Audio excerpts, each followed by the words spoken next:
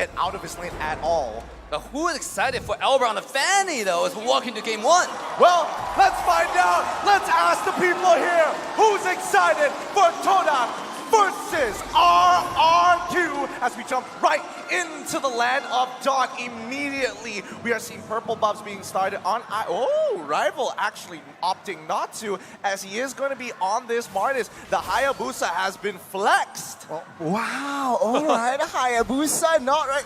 What the heck is going on? Chiku guys on the Hayabusa in the gold lane with that high-end dry and executes. What do you think about this, Dave? TODAK always surprises us with their playstyle, with their switches, swaps. You can see Popo going to the goal lane, just bullying the Suzhong right now because of the range, with the help of Yumski. And on the other side, Hayabusa was execute. Once you get level 4, if you do one combo, the execute is going to help you secure the kill. Oh, look, a little bit of jungle invade coming out from Win. Yeah, I mean, Vin is going right in deep. He needs to go through, but here comes Albert already with the steel cables looking for that first blood. He's able to flicker out of there as Vin walks out just in time. Clay manages to get just enough life, and Albert succeeds. Oh no, Rival succeeds in getting that Litho Wanderer. First blood rates as shown on screen, 87% and the majority leaning towards TODAK. It shows, right, that RRQ, we know RRQ as a very aggressive team, but TODAK in M4, it's actually them who has a 87% first blood rate, so that speaks volume while TODAK is spawning. Yeah, you want to play early game? Let me play early game. Let's see though. Albert here is struggling almost 2 minutes in, has not reached level 4.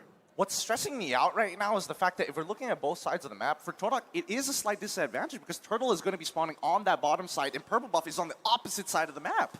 Yeah, but at the same time, look at TODAK. They're all in position and have more level 4 approaching this first turtle. Look at Rival is already getting on that bottom side, though. Yep, they find the initial catch and immediately Black Dragon secures the kill onto Momo. That's first blood as Moon now in trouble, flickering out of the way under the turret as Rival finds the King of Shore Sky Guardian. They're going to be locking him down, finding the trade immediately. A quick execute. Clay still holding on. He still has his ultimate. If they walk up too close, it could be danger for Rival. They're sniffing him out as Albert has his purple buff and starting to walk down towards Turtle's side. Bin continuing to harass as much as he can, but here we go. Steel cables already out. The real moment manipulation comes through. Knocks up 2.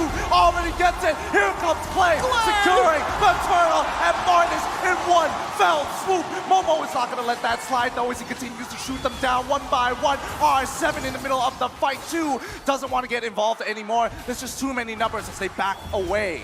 RRQ, they lost the neutral objective, but they secured and equalized in total kill points. TODAK, yeah, they were forcing the fights, but fortunately the Clay, with the clutch rough waves, they actually managed to find the equalizer. 2 minutes spell check. Item check. Yumski, what a play on a Ruby there. He waited for Albert to come in, and a beautiful execution of skill 2 to stop him mid-flight.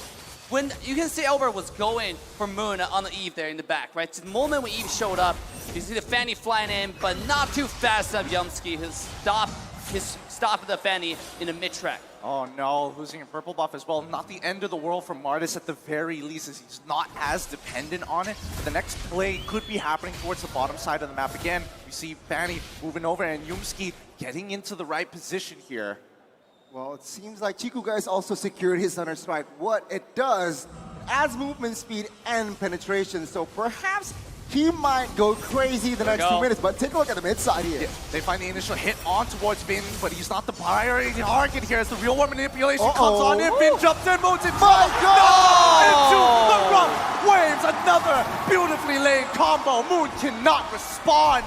Now, bottom side even getting threatened. The petrified Momo cannot do anything about it, but the Alpha Wolf keeps him alive long enough, but unfortunately it's just too much damage. RRQ with a very sharp execution, and TODAK, they are paying the price. And now let can see the pause commenced.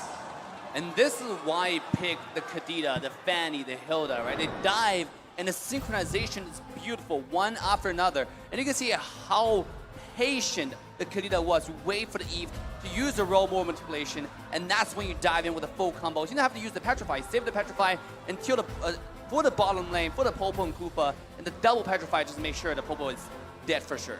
Well, personally, I think that again, the mid synergy between Clay and as well as Vin has been looking impeccable, jumping onto the same targets and making sure there's just enough damage, because I feel like at this stage, Vin by himself doesn't have enough damage to kill Moon through the real world manipulation, and the same can be said about Kadita until she gets her first item.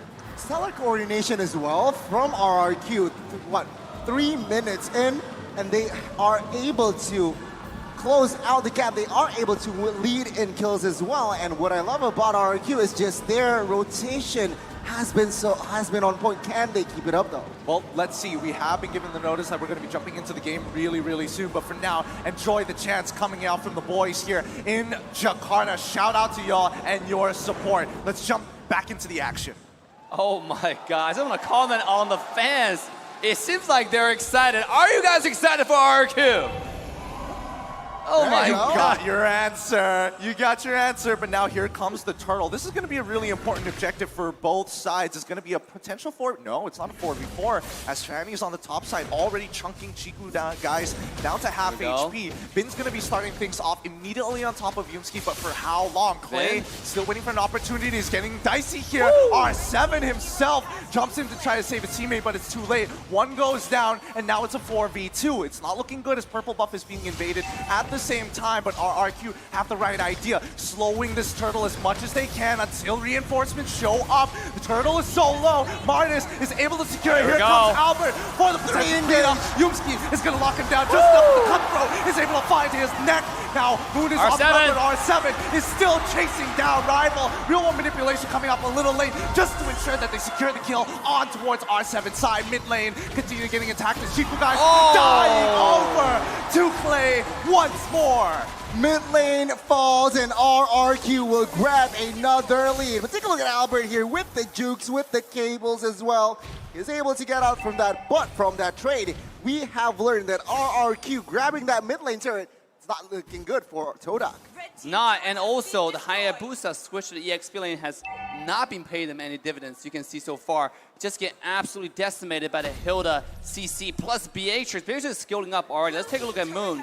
Moon has now reached 300 assists, ranked number 3rd in the most assists in M series. What? Only 3rd? I'm thinking about how many more number 1 and number 2 have in terms of assists at this state of the game. But with 55 seconds on the clock here, walk me through the potential fight. Wait, hold on. The catch out to Vin immediately. The I'm offended comes on through. Clay looking for an opportunity to jump into the middle of the fight, but the opportunity has closed. TODAK moves back. Snipe coming in for Skylark does not connect as they focus back on the waves. RQ, they are now leading in economy here just by a bit. So what it says, TODAK, it is still comebackable. But now RRQ, they need to be careful in picking their fights. Take a look at Albert. He is just grabbing jungles, waiting for information given out by his teammates to give the green light. So it's just a very, very sharp and well-coordinated RQ up until now. You got to pay attention to RQ's playstyle. This entire game, when the rest of the team is dragging the attention of TODAK, you have Albert just farming and slaying on the side.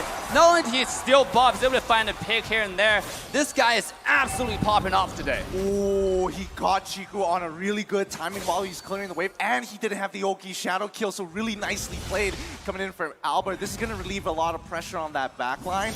Now let's see, Turtle is going to be started up. Vin once again being in that front line, trying to bait out as many abilities as possible, but R7 pushing out that mid lane, forcing TODAK to give this objective up. Rival, he's thinking about it. Does he want to jump on in to try for a steal? No, he backs off. There's nothing much that he can do at this point, with the Malefic Roar purchase coming in from Chiku, going back into his lane. They have to calm down. In hindsight, I thought it was really smart for that switch, but now I kind of don't see the point here. You have Hayabusa is so prio, but in the goal lane, but let's see an in-game. Rough waves coming up, Rival's too tanky. He's still holding on. How much more damage can he take? With the Petrify, finds the kill with Albert following up. Albert! Real one manipulation already coming up. Moon is going to get knocked out and instantly taken out by Skylar once again. Bang, bang, bang. 3 bodies in the land of Dawn, and RRQ will expand their lead and space with 70 seconds for that first Lord to be up. RRQ started off slow and steady, and now it's time to use everything they got to put a pedal to the metal. What a beautiful, beautiful execution there. Just one after another, chin CC to the death. I mean, you gotta be worried about TODAK at this point because RRQ, when they skill later into the game, they only have more damage on to the Beatrix from Skylar, right? This guy's gonna be one-shotting the Martis. Like, especially after you finish the 3-core item, the DHS, the Corrosion Size, the Golden Staff, it's gonna be insane. It's gonna be a little too much indeed. Like, look at that. Yumski just eating it. He's too low. He's got to back off for now. But with this 4.4K lead coming in from RRQ, they've been against this matchup against TODAK multiple times. They know their habits, their even dirty little secrets. This is what I feel like. I'm not sure, but take a look at top side with the Petrify. Chiku, guys, with that shadow, no, quad shadow, can still escape. But I do want to touch on, the composition from TODAK, they lack peel. So nobody can really open vision, nobody can really open bushes, because RRQ, now they're ahead 5,000 equipments, and damage output will be evident. All right, let's see as they start the Lord right now. Chiku, guys, once again, getting solo killed by Albert in the top side of the map. Spicy stuff, Albert. It may be his birthday, but right now the birthday boy ain't holding back his punches. The Lord being taken with no issues whatsoever, and TODAK unable to walk up close.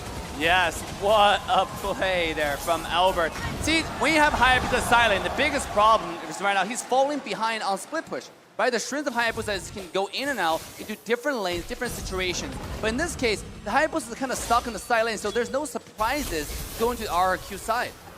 Personally, I want to speak to you, Dave, about this Hayabusa, right? You played a lot of it. You have many games. When should we expect this Hayabusa to really start popping off and actually participating in these fights? I mean, look at the Hayabusa's item. He still has not finished the Blade of Despair. Right now, who can you really kill? Right, Fanny is almost untouchable. Clay is always invisible, right? The moment he shows up is the moment you go to the dark screen, the black and white screen, right? Vin is unkillable as well. So, and R7 is only going for a backline. At this point, the Hayabusa's value is only diminishing. And also to add to that, take a look at the items. Fanny built Dreadnought armor for Hayabusa Shadow kills as well.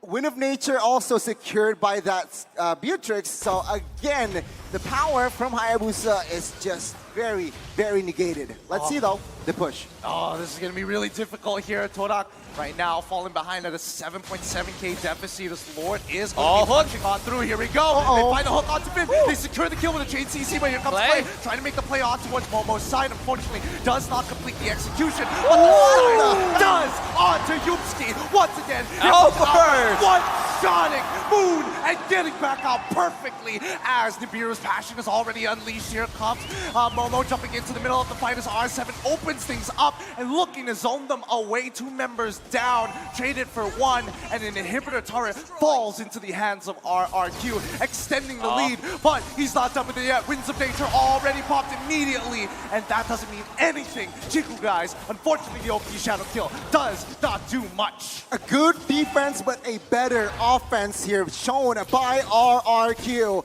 They took the baser top side and they grabbed almost a 10,000 gold lead in economy. RRQ, they are disciplined. They see no objectives on the board, so they back off. Yep, Yumski once again trying to open up the map, getting that information his team so desperately needs right now. And immediately you're seeing the snowball effect coming out from RRQ side. Snipe? Nah, it doesn't connect just yet.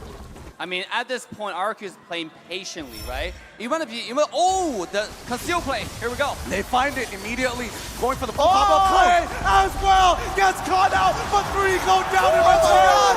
Immediately, Skylar making the difference and a complete wipeout. RRQ initiate and end the fight. They can end Gideon. They can end Assassin Dave. Take a look at the top side. Minions, they're doing it. They're doing it. It's over already. Nobody's going to be able to get back in time. The wave clear, even Skylar switching over to Bennett. It's done. That's game 1. Going over to RRQ. Luminous Lord already spotted, but who needs it? GG, well played to RRQ Hoshi. Game 1, it's going to fall to the hands of the Kings of Kings. RRQ Hoshi taking game 1. Why do you let Fanny out for Albert, you know? That is the biggest mistake ever. This guy is an absolute monster. He defies all laws of physics. Going to your base, diving. Usually we expect a step-by-step standard push onto the high ground tower, but when Albert plays Fanny, I can't ignore all of that. I'm just gonna go in 1v5, take down a mid laner, go to the bottom side and fly away.